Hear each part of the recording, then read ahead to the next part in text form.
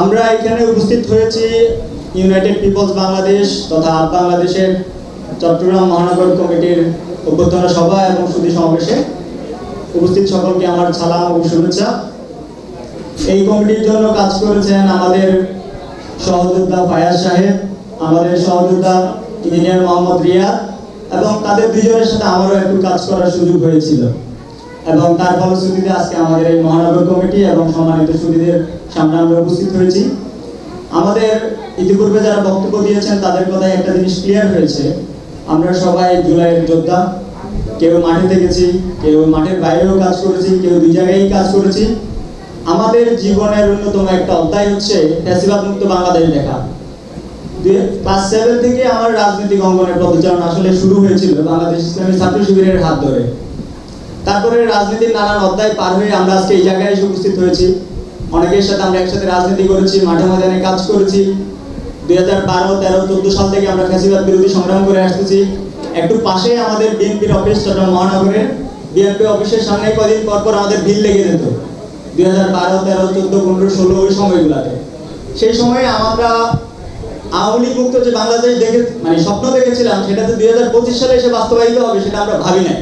কারণ 2013 সালে শাহবাগ মঞ্চনের মাধ্যমে বাংলাদেশে যে ফ্যাসিবাদ গেড়ে বসেছিল, তার থেকে আমাদের জীবদ্দশায় মুক্তিটা কিভাবে হবে এটা আমাদের জন্য একটা বড় প্রশ্ন হয়ে দাঁড়িয়েছিল।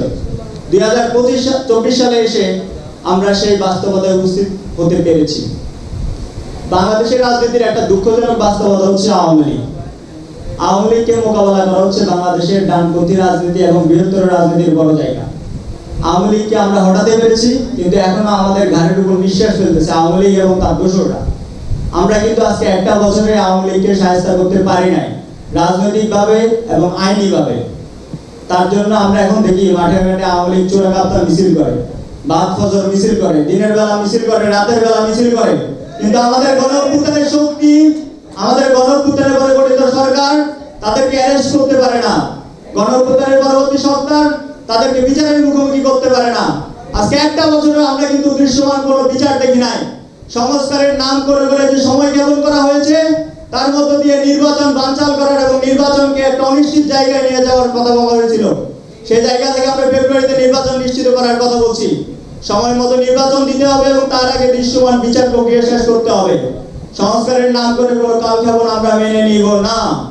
নানান জায়গা থেকে কিন্তু বিচারের বিরুদ্ধে কথা বলা হচ্ছে, কেউ পিয়ারের কথা বলছে, কেউ সাংবিধানিক সংশ্লিষ্টতার কথা বলা হচ্ছে।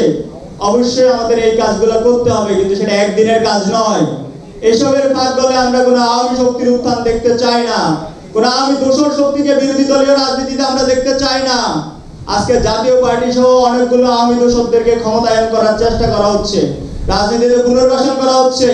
তাদের বিরুদ্ধে মাঠে নামায় আমাদের গণঅভ্যুত্থান শক্তির অন্যতম নেতা নুরুল হক নুরের উপর হামলা করা হয়েছে। আমরা এর তীব্র নিন্দা ও প্রতিবাদ জানাই।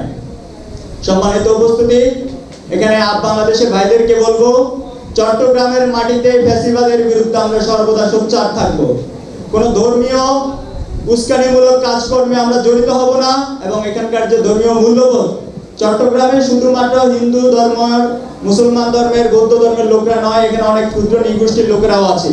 এই ঐতিহাসিক বাস্তবতা আমরা মেনে চলবো, একসাথে রক্ষা করব।